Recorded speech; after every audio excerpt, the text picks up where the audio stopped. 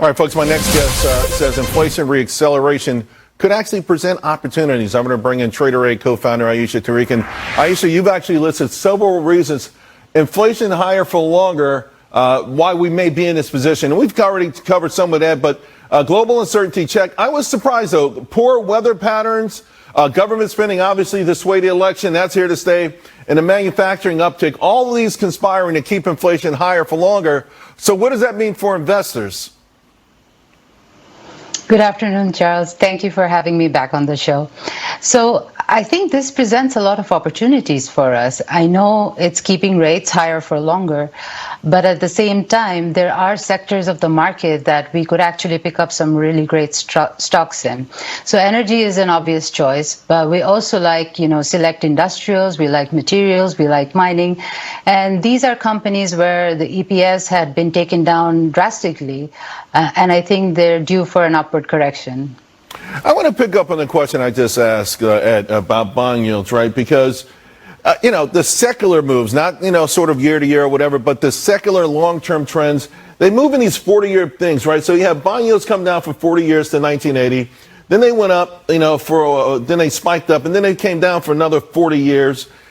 It feels like if this is a new age, and I know, listen, if people have been around like Ed Yardeni, it's no big deal, but a lot of investors aren't used to seeing 5% or more.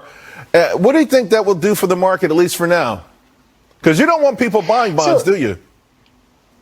I don't, not right now, because I think bond yields are certainly bonds are certainly tempting because they are a safe haven and they're a great income vehicle.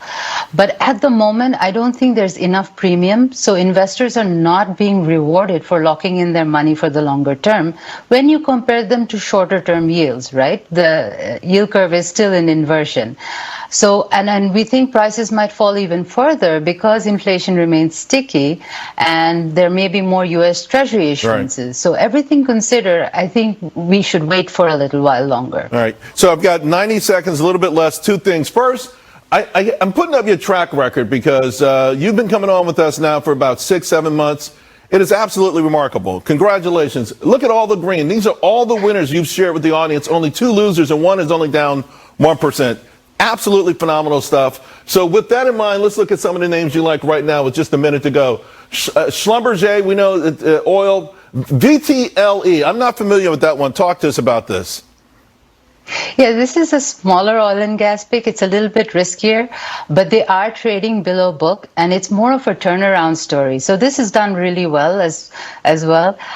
We think they can become free cash flow positive this year, and so there's an opportunity there. Wheaton Precious Metals, is this a gold play, a silver play?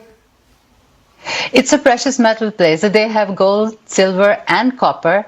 They're actually a streamer, so they don't have mines, but they actually lend to mines and then sell from that. So basically, they have upside potential because of the precious metals rallying. And of course, in the same thing, I guess Freeport-McMoRan obviously do a copper and gold mine play. This copper rally, you feel really strongly about it? Yes, there's an undersupply of copper, and we definitely need more. And with manufacturing picking up, we think the demand is going to pick up here drastically. All right. Ayesha, again, congratulations. That is one hell of a track record. We'll talk to you again real soon. Thanks. Thank you.